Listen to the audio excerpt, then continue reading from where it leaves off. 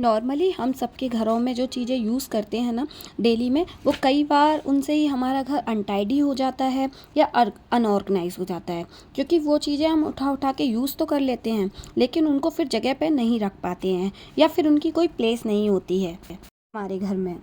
ऐसे ही बहुत सारी चीज़ें हमारे घर को अनऑर्गेनाइज कर देती हैं। और किसी किसी का घर तो बहुत ज़्यादा छोटा होता है, उन्हें समझ में नहीं आता है कि इन चीज़ों को कैसे और कहाँ रखें।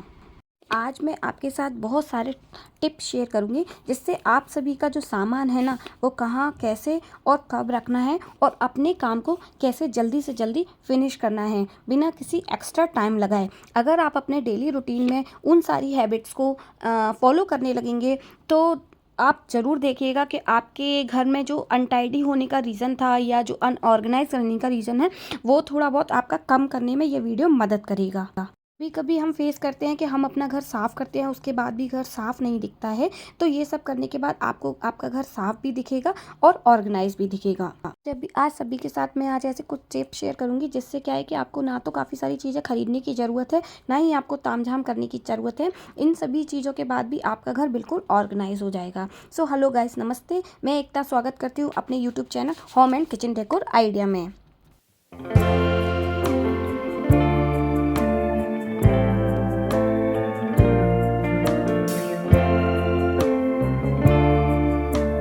हम सभी की एक आदत होती है अपनी डेली रूटीन में। मेरी जो आदत है वो आज मैं आपके साथ शेयर करने जा रही हूँ, जिससे कि क्या है, मेरा घर बहुत ज़्यादा साफ़ और ऑर्गेनाइज रहता है और मुझे एक्स्ट्रा टाइम भी नहीं देना पड़ता है, क्योंकि इन सभी चीज़ों की मुझे डेली एक आदत हो गई है।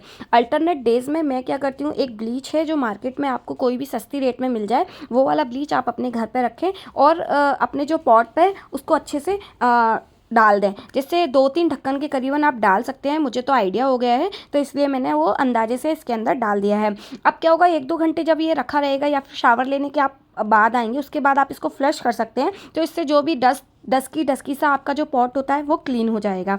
और नहाने जाने से पहले एक दूसरी हैबिट जो है वो है मेरी वॉश बेसिन क्लीन करने की। मुझे पता नहीं क्यों आदत पड़ गई है कि नहाने जाने से पहले मैं अपने वॉश बेसिन पे एक बार तो स्क्रबर कर ही लेती हूँ। बट आज क्या है, 2-3 दिन बाद कर रही हूँ, तो मैंने थोड़ा अच्छे से डीप क्लीन कर रही हूँ उसको। इससे क्या है कि मेरा वॉशरूम क्लीन रखता है, मेरा जो वॉश बेसिन का एरिया है वो बिल्कुल साफ़ रखता है। और है ना, मेरे को बहुत ज़्यादा गंदगी नहीं दिखाई दिखती है। इवन क्या है, अपना जो बाथरूम होता है ना, वो प्रेजेंटेबल बनता है, क्योंकि मोस्टली लोग जो होते हैं वो वॉशरूम में हैंड वॉश करने जाते हैं। और इससे क्या, आपका वॉशरूम गंदा रहेगा, अनटाइडी रहेगा, तो और लोगों को ना अच्छा भी नहीं दिखेगा। उसको प्रेजेंटेबल बनाने के लिए मैंने काफ़ी सारी चीज़ों का वहाँ यूज़ किया है, जो मैंने मार्केट से नहीं ली है, या फिर कह सकते हैं सिर्फ एक बार लिया था, उसके बाद ही ये काफ़ी लंबे समय से हमारी हेल्प कर रहा है। लाइक मैं अपने घर पे जो भी इंडोर प्लांट्स का यूज़ करती हूँ, तो वो इंडोर प्लांट्स को मैं अपने वॉशरूम में यहाँ वॉश बेसिन एरिया के पास रख देती हूँ, जिससे कि वॉशरूम देखने में प्रेजेंटेबल लगता है। और वॉश बेसिन को धोने के बाद आप किसी एक कपड़े से ज़रूर उसको वाइप आउट करें। जिस भी कपड़े को आप अपने वॉशरूम में यूज़ करते हैं क्लीनिंग के लिए, आप उसको टांगने के लिए एक अच्छी सी जगह बनाएं। जैसे कि आप मेरे को देख रहे हैं, मैंने उसके प्रॉपर एक ऑर्गेनाइज़र पे उसको हैंग कर दिया है और अपना जो इंडोर प्लांट है उसको जगह पर रख दिया। इंडोर प्लांट की एक खास बात यह है कि मैं बेडरूम से उसको अपने कभी वॉशरूम में लगा देती हूँ, कभी वॉशरूम से बेडरूम में लगा देती हूँ। तो जो स्नैक प्लांट का मैंने यूज़ किया है, आपने उसकी क्वालिटी तो सुनी होगी, वो एयर प्योरीफायर के लिए हमेशा अच्छा होता है। इसलिए इस प्लांट का यूज़ मोस्टली लोग इंडोर करते हैं, क्योंकि और इवन इसमें ना रख रखाव भी बहुत ज़्यादा कम होता है। आप 1 मंथ के अंदर इसके अंदर पानी डालेंगे तो अभी ये चलेगा, इसमें कोई ज़्यादा एफर्ट लगाने की आपको ज़रूरत नहीं पड़ेगी।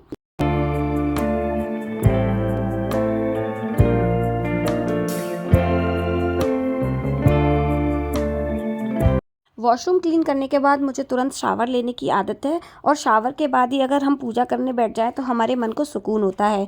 अगर हमने घर घर पर भगवान जी को लाया हुआ है, तो उनके पूजा का भी एक रूटीन हमें बनाना पड़ेगा। अगर ऐसा नहीं करते हैं तो मुझे नहीं लगता कि आपको फिर भगवान जी घर पर बिठाना चाहिए, क्योंकि काफ़ी लोग कहते हैं कि हम घर के काम के चक्कर में भगवान जी की पूजा नहीं कर पाते हैं। बट ऐसा नहीं करो, क्योंकि पूजा में सिर्फ 2 मिनट लगता है। अगर आप उसका डेली का रूटीन बना लेंगे तो आपके मन में भी शांति रहेगी और भगवान जी को जो बिठाया है उनको भी एक आपको पूजा करने का भी मौका मिल जाएगा। डेली डेली ऐसा तो नहीं है हम कि मंदिर जाएं या जैसे भी जाएं।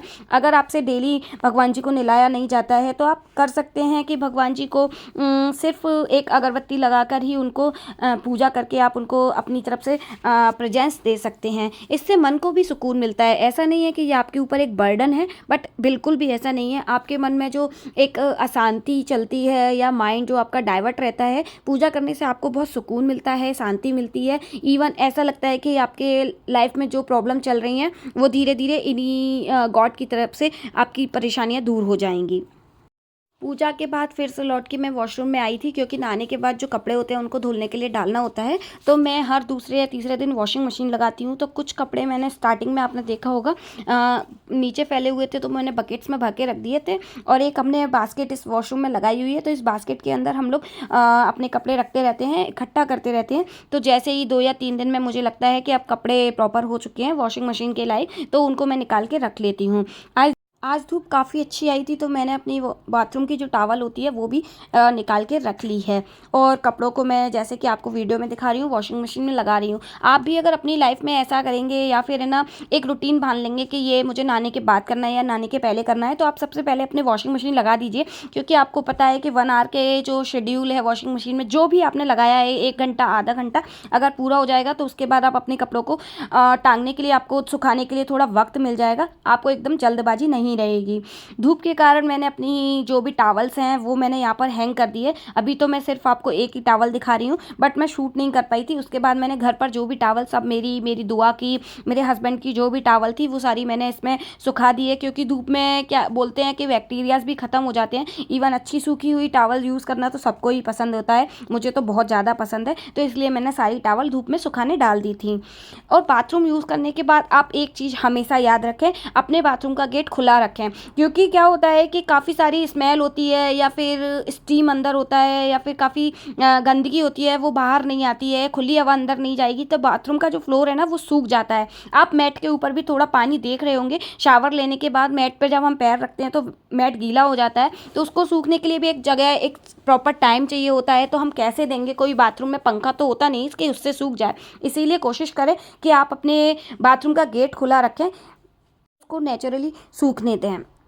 गाइस, आज के वीडियो में मैं कहूँगी कोई बहुत ज़्यादा हैक्स नहीं थे, बट ये मेरा लाइफ का एक छोटा सा शेड्यूल था जो मैंने आपके साथ शेयर किया है। इससे मुझे लगता है कुछ ना कुछ आपको सीखने ज़रूर मिला होगा या फिर आपको इंस्पिरेशन मिला होगा कि हाँ ऐसे हमें काम को करना चाहिए। सो गाइस, वीडियो थोड़ा भी अच्छा लगा हो तो लाइक एंड सब्सक्राइब कर देना, बेल आइकन दबा देना, जिससे मेरे सारी वीडियो आप तक जल्दी जल्दी पहुँचते रहें। Thank you so much for watching. Bye bye, take care.